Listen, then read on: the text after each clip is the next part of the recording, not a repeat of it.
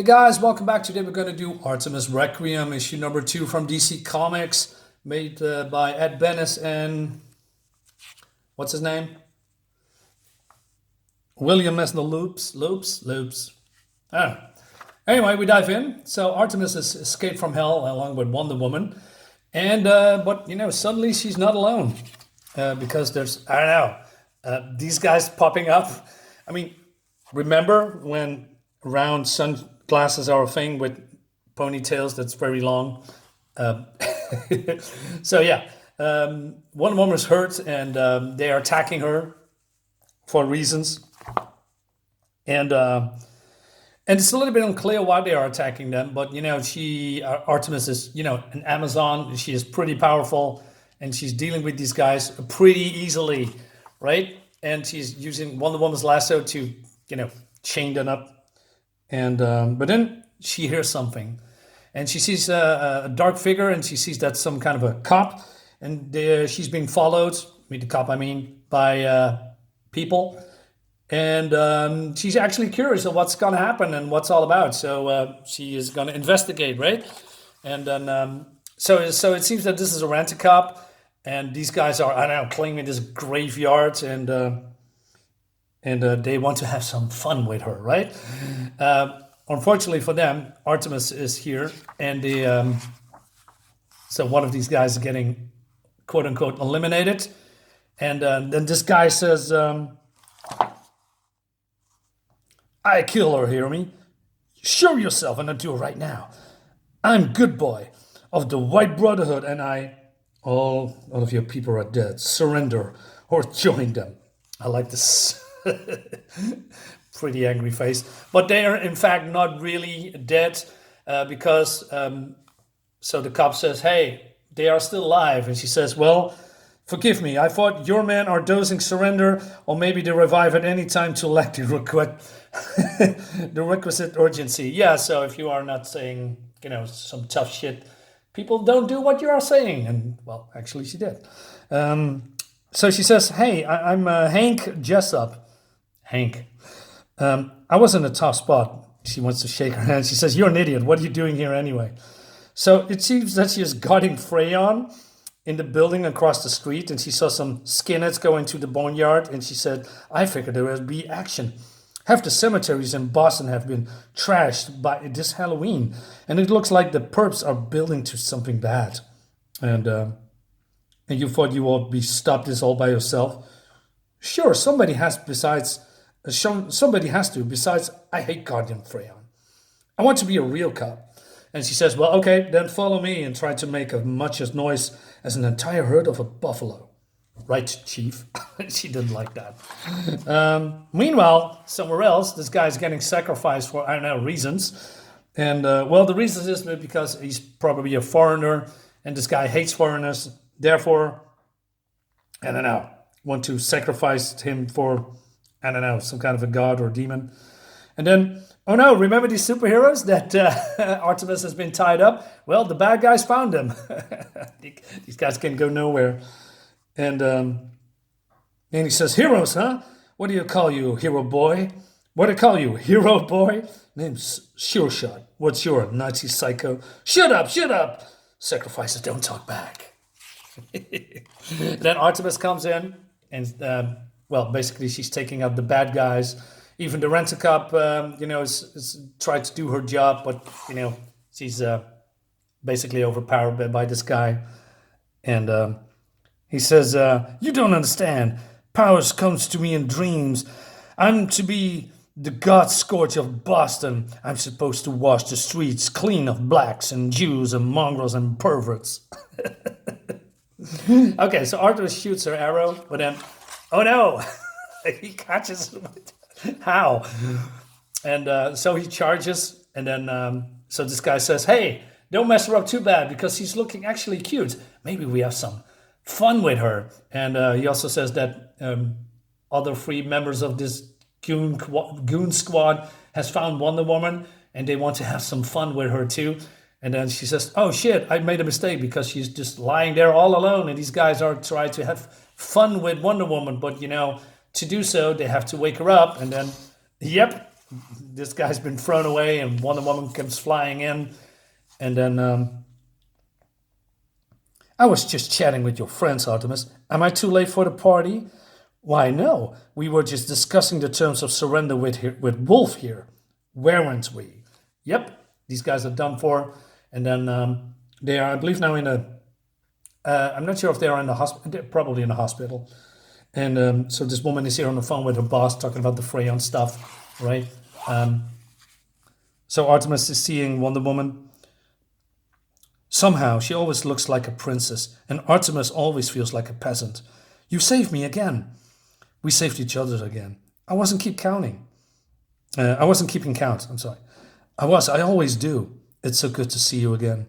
And you came through for me. I knew you would. We fought side by side. Diana, I have to leave. I can't stay in Boston any longer. I need a city that isn't yours. So Diana says that, she doesn't live in Boston anymore, and she can now be, the woman here. And so these girls have a girl to girl moment. Love the art, by the way, by Ed Bennis. Looks really great, in my opinion. So yeah, classic sexy guys and, well, that came out wrong. Sexy girls and buff, good-looking guys. It came out wrong. Anyway, so Sure Shot says, hey, you probably want to know who we are. And she says, no, not really. And he says, I'm Sure Shot, the master of missiles. And this is Deadfall, Liquidator Extraordinaire. We belong to a covered organization called HellEnders. Heard of us?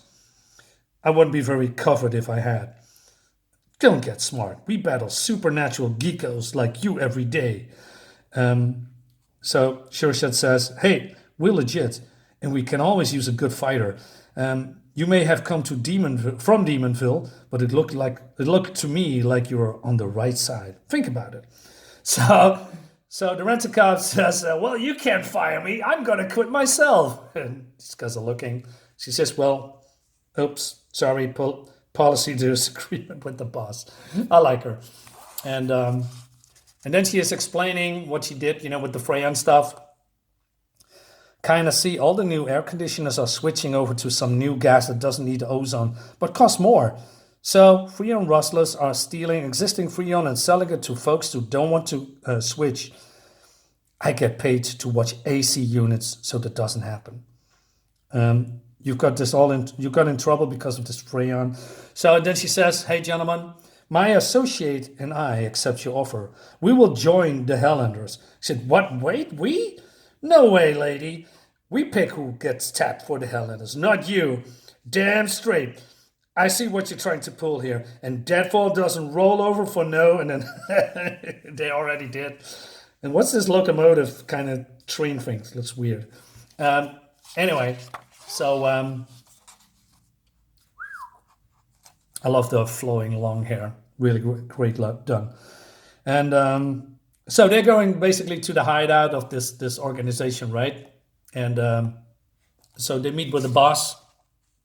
And the boss is called Nathaniel. Oh, by the way, it seems that the girl's name is not really Hank Jessup. It's called Henrietta somehow. I don't know why. Doesn't matter.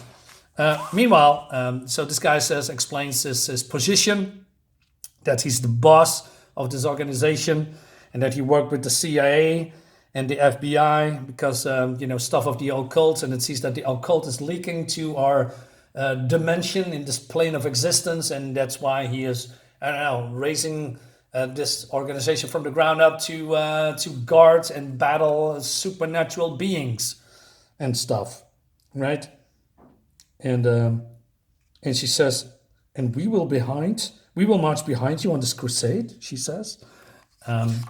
So he explains, hey, show some respect. Nathaniel's a great man. Actually, it doesn't matter. The two ladies won't be marching at all. Really? No offense, my dear, but you are ambivalent. Is that how you say it? Ambivalent? Maybe it's like that. When it comes to good and evil, my people must be unwavering. And then, the rent-a-cup thing. And then he talks about, you see, my life is in constant threat. Everyone in this organization has been triple checked, screened, and trained to a superhuman degree, when they are not, in fact, superhuman. Shock treatment here, for example, that's actually a cool name for a hero or villain. I have to remember that. Has the power of a dynamo pulsing on her skin. But more than that, she's my most trusted advisor and bodyguard. Really? And but then Artemis smells something. She says, suddenly I can smell it. The musk of perfidy. Perfidy? It's an odd mix of lavender, sweat, and decay. And it only roils about the elect of the damned. And she says, hey, Nathaniel, that's too sweet. And he's just, mooning over her, right? It's just something is wrong. And then she says in some kind of a language, so, lizard sister, do you like that smell or do you just enjoy a roll in the dung? I beg your pardon. So he says, are you supposed to be possessed now? I don't know what your game you're playing, but then, oh no, she's one of those demons she infiltrated. And she says, fools die now. And they are getting zapped, which is pretty cool. And then, so these guys are getting their asses kicked again. And even that, what's his name? Sure Shot. He screams already here, although he's not hit, he's hit here. So this, should have been here, in my opinion, but what do I know? Anyway, and she says, now, boss, die. But then Artemis comes in and throws some kind of a wooden stick, and then, like a devil or a vampire is being impaled. And then, oh no, she's melting.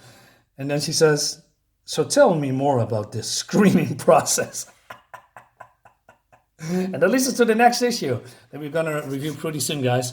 So yeah, this was fun, you can also see that the writing is way different than what modern comics are doing. Modern comics is more pandering and more, stuff about things that doesn't matter, like eating foods all the time in restaurants and, having chit-chat about random stuff that is absolutely boring. Instead of, going straight to the point, like in here in this comic.